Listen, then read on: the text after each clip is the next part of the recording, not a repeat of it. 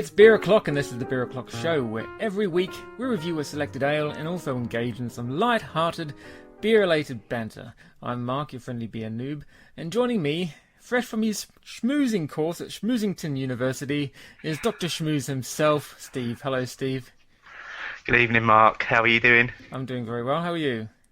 I'm good, thank you. You've spent the end of last week schmoozing quite heavily, but we'll get to that in a little bit. Also joining us is we have another special guest this week, and it's a mate of mine, live from the backwoods of Gloucester, is @Pixelated, aka Dave. Hello, Dave. Hi guys, how's it going? Very well. Welcome to the Beer O'Clock Show. Thank you. Good to be here. Jolly good. Now, Dave. No, not Dave. Steve. Yes. Before we get on with what we've all been drinking in the last week, tell us about this beer event that we went to on Friday, where you put your schmoozing trousers on in force and went forth and schmoozed. We mentioned it briefly last week. We got an invite to the opening of the Craft Beer Social Club, which is a pop-up bar in London Fields, which will be running up until December. And it was our opening night on Friday, so you and I went along to see what it was all about. It was interesting, to say the least. After wondering if we were actually in the right place and had found the right building, and eventually realising we had found the right building, we got inside only to try and work out if we had been served the right beer. And eventually, when we got the right beer and worked out what we had, the evening kind of got flowing a little bit. But we sampled a few beers, and it was quite interesting to be sat next to a guy on the table who we got chatting to, who then introduced himself quite randomly as the regional business development manager for Harvestoon. So I jumped straight in and asked him if he'd You listened jumped out to of your last seat like a week's little show. girl. Yeah, okay, all right, yeah. Straight in, got chatting to him about the show, and he actually gave us a little bit of an interesting follow-up to last week's beer, because we reviewed the Schiehallion last week. So got chatting to him about how a lot of our listeners would have found it difficult to get hold of it. Yep. And he said that by all accounts, Harvestoon are quite protective of the Schiehallion brand of beer, and they don't really let it into too many supermarkets outside of Scotland. Mm-hmm. So that was quite an eye opener, really, to sit next to Sean, his name was, and to chat to him about what he does. And I think as a result, we might have got a couple of invitations to a couple of events that he'll be planning in London between now and Christmas. He was a very nice chap as well, very enthusiastic. Yeah, very, very nice. I pretty much spent the evening chatting to him after you departed, and then I think I left with him as well and headed back to town. Yeah, oh yeah. Very good. And who else did you meet? Because I was sitting quite quietly enjoying my beer while you were chatting away to anyone who would pass you.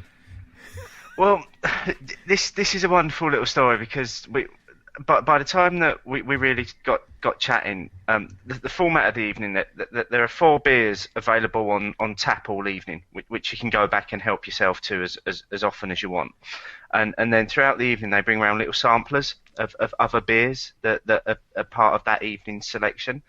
And they had brought around a beer called the Honey Beer by a new brewery called Hiver, who are fairly new in London. And we were sat and all having a taste of it, and Sean said to me, what did you think of that beer? And I said, well, it's a little bit sweet for my liking, and too much of it would be far too much. At which point he said, Sean, let me introduce you to Hannah. That's Hannah's beer. And I was like, oh, brilliant. Set up.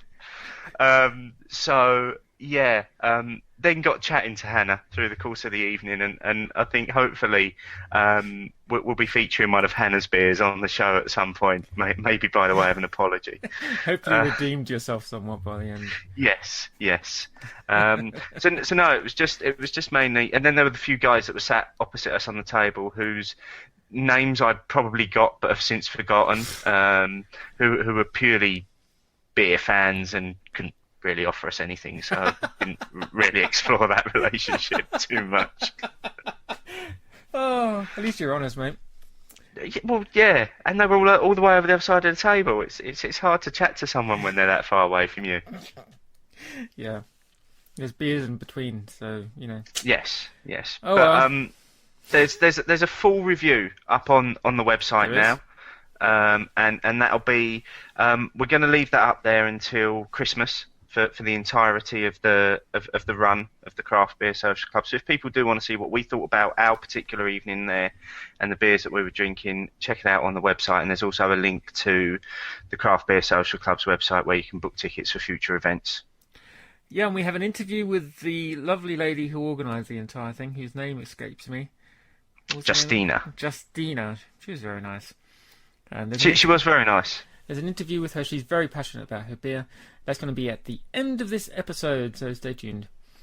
Right, well, let's get into what beers we've had in the last week. Now, I'm sure some of those from Friday will pop up for you, Steve, but why don't you tell us what else you've been having before you get to those? No, I'm going to do the Friday beers first and then do the other beers. Fine. if that's You do okay that. with you. That's fine. Yeah, because that's how I roll.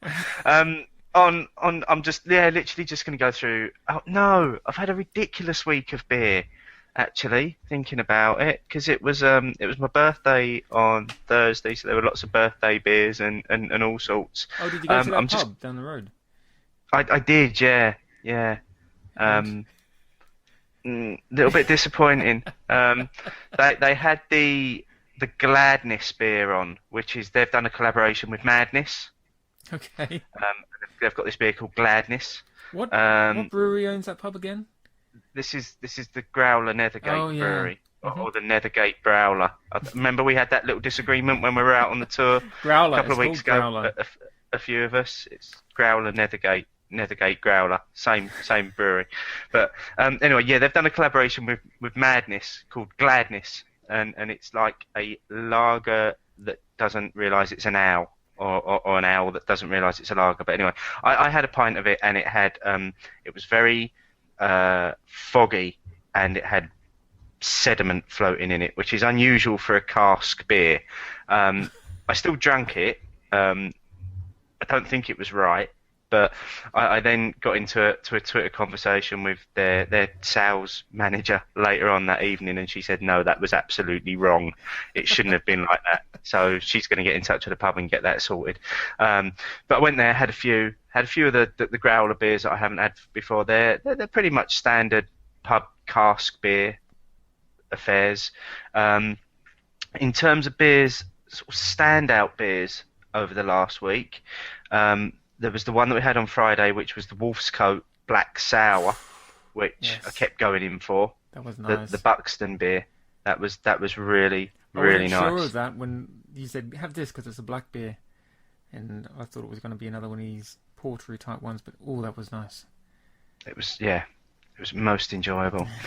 What else did I had? I had a 6-point collaboration with Adnams called Bengali Tiger, which was a beautifully crafted American IPA, but with an English twist, which is really nice. Weatherspoons seem to be doing a series of, in additions to the big collaborations that they do for their beer festivals, they seem to now be doing mini collaborations in between that. And putting them out as like craft beer series. So I was quite pleased to get hold of that one.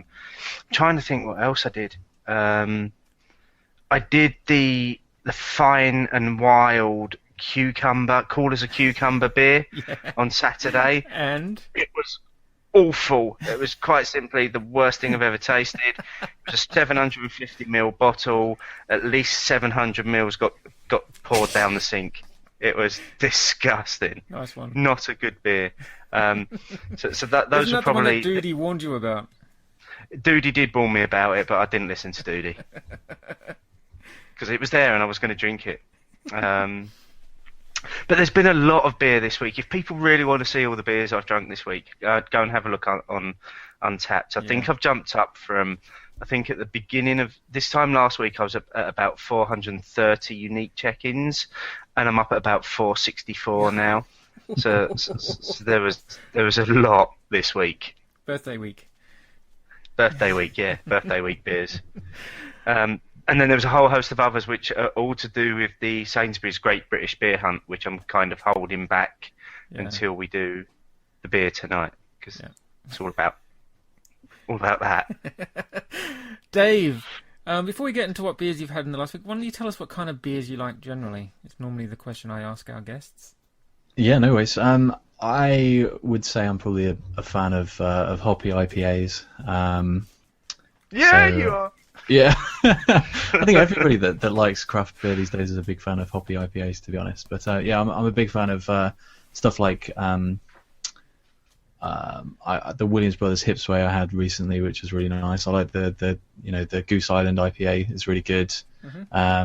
Stuff like that, basically. Anything that's sort of a bit more hoppy than normal. I quite like the Cannonball as well. But yeah, this week I've mainly been on a bit of a Williams Brothers kick. So I had the Caesar Augustus, which was really nice, actually. I quite enjoyed that. Yeah. And I've also had the Hipsway as well, which was kind of... It's a bit odd. It's the first beer I've had that's kind of got a strawberry taste, which kind of it put me off a little bit. It was quite sweet, but I really enjoyed that. I thought it was quite nice. And it was interesting that you said that you can't really get the Harvey's-Dean Schiehallion in that many supermarkets, because I had that recently as well in a diner in Chichester, which they were just kind of selling in the bottles there. And it's the first time I'd seen it in a restaurant, first time I'd seen it actually anywhere at all. So I dived straight in and had some of that, and it was absolutely fabulous. Yeah. So I've been enjoying that as well this week. Very good. What have I had apart from that Wolfscott? What was it called again? The Wolfscott by Buxton Brewery, which, like you tweeted, Steve, it's like a salty espresso, but alcoholic. That was really nice. The first one that we had when we went into that craft beer pop-up was the Faithless 25 by Red Willow, right? That's right. I actually really liked that one. It had kind of like what I always say, the European yeasty taste to it that you get from the European beers that I've often disliked in the past, but that was really nice and it was quite mild. And that Fest beer by Meantime wasn't too bad. And the Hiver Honey beer, which we had the little shot glass of, and I quite like that. I like my sweet beers. And that's all I've had. Yeah, so did I now. And that's all I've had other than that half of Topaz Gold by Adnams that we had in the pub before we went out. Which I still don't think was Topaz Gold. It did me. It was alright. I thought you was going to get on a bit of a session on Saturday night. Yeah, I've got 5 bottles of IPA in my fridge, and it came to Saturday night and I couldn't be asked. But this weekend I am bachelor boy from Friday night because the missus is going out of town. So I will either indulge myself in IPA or a nice glass of Coke and a pizza. We'll see. I know which way I go. Some days the rock and roll rocks or it rolls, Steve. I don't know which way it's going to swing. Right. Enough of that. We have an event coming up with RGB. Is that right? That's right, yeah. It's called Back in Black, and that's all I know about it. Tell us some more. Okay. Camera GB, at Camera GB, and I think www.cameragb.something. They basically it's all about just enjoying your beer and enjoying really good beer and sharing about what you're doing. I think there's I think pretty much everybody that we follow on Twitter is involved with this Camera GB thing somehow. And they run a series of evenings on Twitter that are just hosted by random people, but there's always a theme around the evening. So their last couple of themes, they did one called Them Sour Belgians, and the last one they did was called Just the One, which was all about single hop beers. So I got in touch with them and said, you know what, Beer O'Clock Show would really like to host one of these. Much to Mark's shock. And so I suggested that we did an evening called Back in Black, and it would be all about porters, stouts, and black beers. So it's coming up on the 1st of November. The idea is quite literally that throughout the course of the evening, starting about 7:30 until whichever point you want to stop, that you just enjoy black beers, tweet about what you're drinking, what you're tasting, how it's making you feel, but just include the hashtag Back in Black on everything. And then what we'll do, is to write it all up into a blog, which we'll then put on the website, but we'll also give to the guys at Camera GB to use as well, which will kind of be a summary of the evening. So Friday the 1st of November, get your porters, stouts and black beers ready, folks, because it's going to be back in black. I've still got a bottle of that Raven on the beer shelf. Oh, brilliant. Yeah, that'll be mine for the Friday night. It is a Friday as well, very, very nicely planned. Yes, very nicely planned. Unfortunately, it got a little bit of a clash with, because that's the night where our homebrew special will be going out, and it's like, ooh, that's going to be quite a big event for us, the homebrew special. So how to balance the two things going on in one evening will be interesting, I think. Oh, people are used to you spamming Twitter by now. I'm trying to scale it back a little bit. Anyway, let's move on to this week's featured beer. It is part of the Great British Beer Hunt put on by Sainsburys. That's the right name for it, isn't it, Steve? That is indeed. GBBH. Yes. Except at the Balham Sainsburys, as usual, they have no special beers there whatsoever, except for a nice end of aisle display for Golden Glory, which is, I don't mind, it's a nice beer. But I've had to actually be in touch with Sainsbury's Wine to find exactly where in South London their beers are going, and I have found out, so I need to get in the car. Anyway, the Great British Beer Hunt. It is a beer from Hardknott. It is called Infrared, and it is an oxymoronic IPA as hoppy as a bucket full of frogs. 6.2% ABV. Steve, what do you know about this beer? Nothing. Okay. Absolutely nothing. It was there on Friday night, but I had left before they started serving this. I didn't notice that, yeah. Other than what's on the label, which I don't want to tread on your toes, because that's normally your thing to read the label out. No, I know nothing about it. So this is kind of a first for me. David, do you know anything about this beer other than we told you to buy it? That is literally as far as I got, mate. I went to Sainsbury's and I bought it. That's about as far as I know. Very good. Well, apparently, this is what I've heard on the grapevine. This IPA is not particularly pale. In fact, it is deep ruby red, based on a modern American-style beer from Dragon using Cascade and Centennial hops. There's those Cascade hops you like, Steve. In appropriate proportions for bittering, aroma, and dry hopping, balanced with a strong crystal malt backbone. This beer is the flagship of the Hardknott range and is designed to shock the stuffy pub draft beer drinker. Right. So a red IPA, basically. Yeah, basically. Very nice label. I've got to commend them on their artwork. So let's crack it open and get going. Cheers, boys. Oh, hang on a minute. I've got a live one here. That's gone everywhere. Look at that. All head. Wow. What is going on there? That's your special IPA glass. That is my special IPA glass. You've got a proper fizzy one. That's like a ice cream float, that. I can't do anything with that. I can't pour any more in there. It's all head. Tilt your glass and pour it properly. Don't you dare drink it out of the bottle. No, it's just making it worse. Look. How am I going to get through that to even taste it? I'm going to be talking about the aroma for a while. Have you got a straw somewhere? So let's get a sniff and see what it smells like. Steve told me a few tips that he picked up from a bloke he met off Twitter, which he randomly picks guys up and meets them in pubs.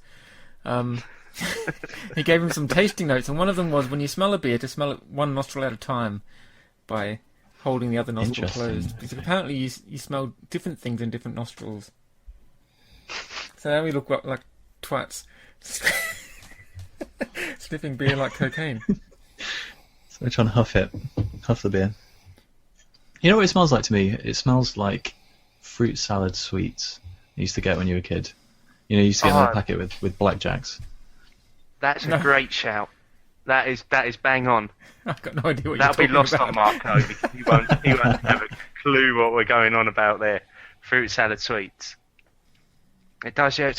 There's a creaminess that you're just picking up in the background. It's smelling a little bit like an Innocent Gun beer. But you remember when we had that Innocent Gun and I said it smelled like creaming soda? Mm. It's a little bit like that. Yeah, yeah. But a bit boozier. But only very slightly. It's not Innocent Gun over the top style. A lot of sniffing going on. Still waiting for the head to go down far enough so I can actually get to the beer. You need a scooper for that beer. I don't know what happened. It just exploded out of the bottle. Oh, How long have you had it out the fridge for? It's not been in the fridge. It's just been in the garden. Oh, really? Yeah, because I went with the store in a cool, dark place for extended shelf life. Mine's been out of the fridge for about an hour. Mm. I had a bottle of Pride the other night, and I popped the top of that, and just a beer explosion in my kitchen. Went everywhere. It's strange how it happens sometimes, where they just get a little bit excited, I think, to be Yeah. released from the bottle. I'm free! I'm free! Let me go! Right, enough sniffing. Shall we get into it? I'm going to try. You might need a diving helmet to get through that foam, Steve. He currently has a pint glass 3/4 full of head. You like a bit of head, but that's a bit Cheers. too much. Right. We all love a bit of head, but that's too much. Yeah. Cheers, boys. Cheers. This reminds me of something, but I don't know what. It's a little bit like sticky toffee pudding. It's like a less boozy, but spicier Innocent Gun original.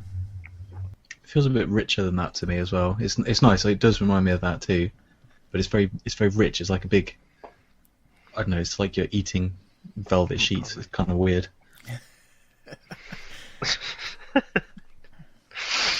And it fills your whole mouth, and then it's just left on your tongue afterwards. It's really nice. Yeah, I've got a mouthful of bitterness at the moment. It has just coated the tongue. Either that, or that's just a mouthful of head I've just taken. I'm going to try another I just trick. can't. Another trick that Steve passed on to me from his mate was to take a swallow with your nose pinched, and then breathe out through your nose to get the extra taste. Is that right, Steve? Pinch your nose, take a mouthful, swallow it, keep your mouth closed, let go of your nose, and then breathe out of your nose. Okay. Here we go. If I drown, it's your fault. Complicated. It could go wrong. This is a strange one. Mm. I'm gonna go out on a limb and say it tastes like a red IPA.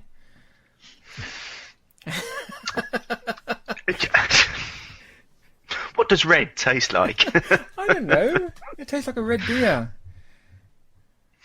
I can't be any plainer than that, Stephen. No, I know what you're saying. It's got there are some really distinct aromas. There's a really distinct taste, and it's leaving quite an enjoyable bitterness in the mouth. Mm-hmm.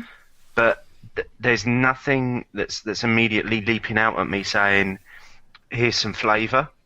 This is what you're tasting. Here's something different." There's a wet oakiness to it for me, which again I've gotten from the weaker Innocent Gun beers that don't have that. I'm going to say this isn't a hoppy Innocent Gun beer without the booziness. So if Innocent Gun made an IPA that wasn't done in oak-aged biscuit barrels or whatever the hell they're doing then, this is what it would taste like. So you've got that really oaky, well, really woody taste to it, especially on the initial palate, and then you've got that hoppy bitterness that's lingering in the mouth afterwards, and it tastes red. So it is hanging around that bitter taste, but it's not dry.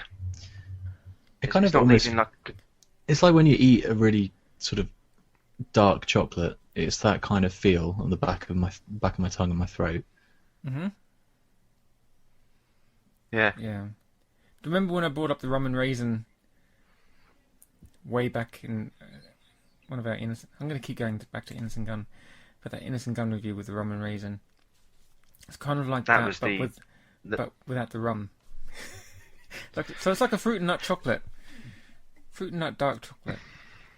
But not, Yeah, there's a lot of chocolatiness to that bitterness. but not in a Very sweet similar way. to the. It's not unpleasant. I mean, I really like it. It's just that kind of that feel, I guess, in the mouth. Yeah. Do you know any other beers by Hardknott, Steve or Dave? No, No. I think they do quite a range though. I think they've got an ever changing range of beers that they do. Okay, so what made you choose this one for the show? I didn't. You chose it. Did I? Yeah. Okay. Did you give me a list of ones? What made you buy I this did. one? I gave you a selection of about 2 or 3, and you chose this one. Oh, that's right, because it had a cool name. Yeah, That's why I chose that's it, what you went for. Gentlemen. Yeah. So what made you pick this one up off the shelf? Was it just because it was one of the ones you hadn't heard of? A couple of things. One, I've heard quite a bit about Hardknott beers being fairly decent beers, so that was the first thing. Secondly, it was an IPA, and I was clearly going for all the IPAs in the Great British Beer Hunt because I wanted to try them all. And there was a third reason. It's one of 2 330ml bottles as part of the Great British Beer Hunt. Everything else is the 500ml. Oh, right, and big you're going bottles. for your 330ml bottles now. You were saying last week I- that you're going towards... I am, and can I just point out today that Harvesttown tweeted us today. I don't know if you saw that, and it proves that they actually listened to the show as well, because they told us why they've switched to 330ml bottles. What do they say? They said that basically it's what sells in bars. All right. People are more likely to buy a 330ml bottle than they are a 500ml bottle, and they're focusing on the 500ml bottles for their take home. So for people that will drink beer at home, Yeah. are more likely to drink a 500ml bottle than they are a 330ml. Okay. That's It's interesting. interesting because I think I had a 500ml Schiehallion when I was in that restaurant. So that is interesting. Yeah, I don't know what was the size of the bottle you had last week, Steve? That was the 500ml, wasn't it? I had 500, and I Okay. gave you the small one. Yeah, thanks. It's the 500 that I've gotten before from Whole Foods, which, if you're in London, Whole Foods Piccadilly stocks Schiehallion. Just so you know, I don't know anywhere else in London that stocks it. I'm still trying to get some flavour from it, and I just can't. I can't pick anything out. I don't know whether it's because I'm struggling with a bit of a throaty thing at the moment, but I'm getting the hops, and I'm getting the bitterness from the hops. That's coming through, and I think that will come through from the hops that they've used in it, from the Cascade and the Centennial. But I'm just struggling to pick up any flavours. No, there's At the moment. a definite woodiness there for me, like a wet wood. Slightly burnt malts on the back end. Yeah, it's not a sticky mouthfeel, which is quite nice with some of these more thick tasting beers. And that lingering bitterness is quite not unpleasant. It has quite a soft reaction on the belch as well, which is quite nice. Yeah, I mean it's a good one. It's certainly one of the better ones that I've tried from the range so far. I've not tried all of the ones I bought yet, but I've had a good go at them. And this is certainly up there as one of the better ones. Dave, what do you think, mate? Yeah, I'm the same. I'm struggling to kind of pick a flavour out of it, but I really enjoy it, actually. I think it's really nice. It's kind of, it isn't what I expected after smelling it, and it's not what I expected after looking at it either, but neither of those things are a bad thing. I'm really enjoying it, actually, to be honest with you. Okay. Are you getting the woodiness that I'm getting from it? Yeah, I am. Yeah, it's kind of, when you said kind of wet oak, that's exactly what was in my mind as well. I just couldn't really articulate it, so that's bang on. Cool. I'm glad someone else tastes the weird things I taste in beer. I'm gonna give mine a swirl. So Steve... I've got lumps in mine, so I imagine it must be bottle conditioned, and I just went a bit gung ho because not only did I get a massive head, my head that's now still surviving here is now full of great big lumps of sediment. I poured nearly all of mine out and I didn't get any sediment. Maybe yours is... Yeah, I've got mine too. It's all pretty... Maybe yours is a bit overactive. Yeah, maybe I've got a dodgy one. That's no good. Dodgy beers. No, there's a load of sediment in the bottom of it. Oh, I'm getting a real booziness from the bottom of it now that I'm swirling it around a little bit. Like a semi-wine-ish, boozy. It's interesting you say that because that was one of the first things that leapt to mind when I first poured it was wine. Mm-hmm. It had that same sort of initial aroma that you get from opening a bottle of red wine. Yeah. I'm going to keep going back to it being a weak Innocent Gun, which is not a bad thing because I find Innocent Gun's beers overly strong with the booziness. If you put this in front of me in a bottle of Innocent Gun Original, I would have this instead of the original. Still quite high though, 6.2%. Yeah. It's not a baby. It's on the higher end of the beers that we normally drink. You can taste that in it as well. Mm. Have you guys had red IPAs before? Is this the first one you've tried? I think so. I think it's the first one for me. Yeah. We've had ruby type beers before, but they haven't been IPA ones.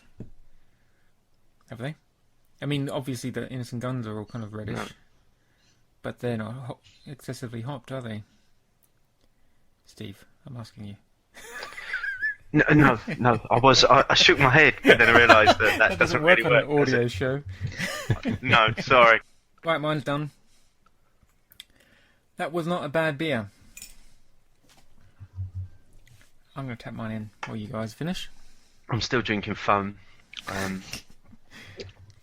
Well, it was an enjoyable enough beer. It's certainly, from the ones I've drunk so far, I'd probably put that up there in the top three of the beers. I know there are 20 available, but I've done 5 now, so not difficult to get a top 3 out of 5 beers, is it? Dave, how would you score this out of 5 bottle caps, mate? I think I'd probably give it a 3. It's not setting my world on fire, but it's really nice and quite solid. Mm-hmm. Yeah, I'm enjoying it a lot. It's for the strength. It's really smooth and doesn't taste as strong as it is. I really enjoy it. I think it's really nice. Yeah, I'm giving it 3.5 out of mine. Out of 5 for mine. I really like that woodiness to it. I don't normally like the more boozier beers. But like I said, it's not as boozy as Innocent Gun, but it still has that nice punch that Innocent Gun gives you. Nice hoppy bitterness on the back. Gentle mouthfeel, and the afterbelch has a nice gentle flow to it. Steve, any final thoughts, mate? No, I'm going with you. I think I'm going to a 3.5. It's a very enjoyable beer. It's well rounded, well balanced. Leaves a lingering bitter aftertaste, but that would get a bit much, I think, after too many. Yeah, it's a decent enough beer. I enjoyed it. Cool. Okay, well that wraps up this week's review. Dave, thanks very much for joining us, mate. It's been a pleasure. Thank you for having me. And you can find us on Twitter at Beer O'Clock Show. The website is beeroclockshow.co.uk. And you can also find us on iTunes and Stitcher Radio. Do a search for Beer O'Clock Show. Give us a rating and give us a thumbs up, because it really helps with our rating. And we appreciate your support. Right, that's it. Stephen, thank you very much as always, mate. You're very welcome. It's been a pleasure, as always. It's the highlight of my week. I say that every week. The highlight of the week. I love recording night, because I get to sit here and drink beer and talk about it. And we always sleep well on recording night. Always sleep very well on recording night, yes. And Dave, thanks again, mate, and I'll talk to you soon. Cheers, bye-bye. Bye-bye.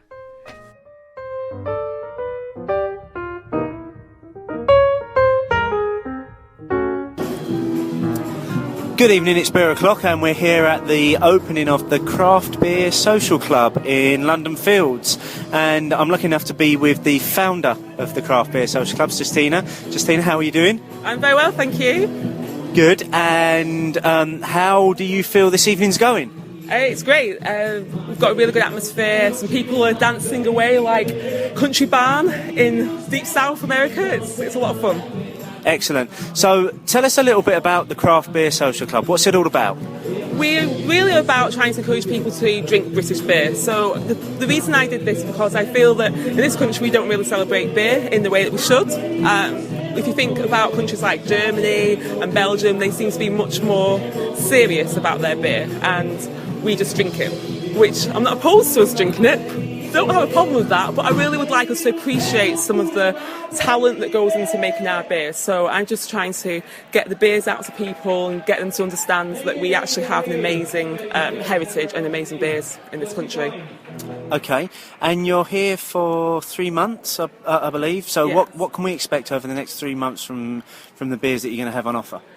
Beers we're going to have an offer. We're just going to really broaden what we have around the country. So there are some great breweries in London, but we're not just going to do London beers. We've got beers coming from all over England, Scotland and Wales. We're going to see if we can find some beers from Northern Ireland as well, but I haven't found any yet, but I'm sure there are some. It's just not been on my radar yet. We're going to have some Meet the Brewer sessions. So, for example, Anarchy Brewery are coming down from Morpeth in December to introduce people to their beers and talk about their brewing process and the thoughts behind their beers. Another new brewery from Cumbria, Fell Brewery, they're going to be coming down as well and doing their first Meet the Brewer in London. We're going talking to a few other breweries as well, like Harbour Brew Company and a few others that we're still finalising. So we want to really get people to see some of the really creative, talented breweries that are around that are not necessarily on their radars, not necessarily ones that they might know because they're still quite small. And if they do know them, that maybe they haven't had a chance to try some of their other beers. So we're really going to try and get some seasonal specials in, some limited editions as well, and just maybe some collaborations. We're talking to some breweries, so we're just going to see. It's going to make sure that we have a lot of good beer. That actually sounds amazing. It sounds absolutely fantastic, and the range of beers that are on offer just tonight on the opening have just blown me away. Interesting as to why you chose here. Why London Fields?